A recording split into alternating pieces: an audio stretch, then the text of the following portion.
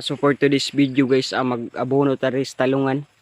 Mo din itong gamit na abono guys, oh.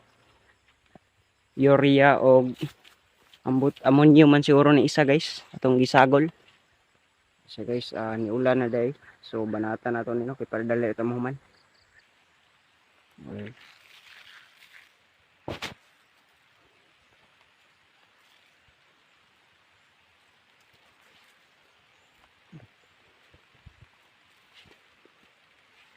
Kailangan yun mabono mo guys. Ayaw yun yung ipanlitan mo dapat sa dahon ng abono kay masunog mo guna guys.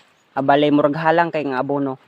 So kailangan na to ampingan kay para dili madaot ang ilang dahon.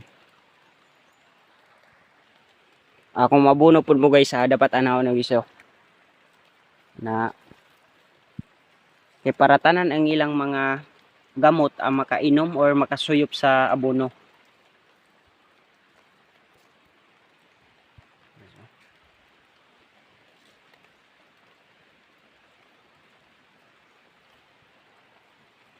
Kini din atong talungan guys, nakuha na din nabahaan, so nakasurvive ra pud sila no.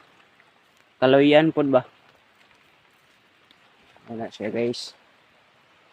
Imo makita na di ang mga murag lapok na diya sa una guys niya. Karon murag na straight og init. Nauga na. Mga siya ron nang liki na siya.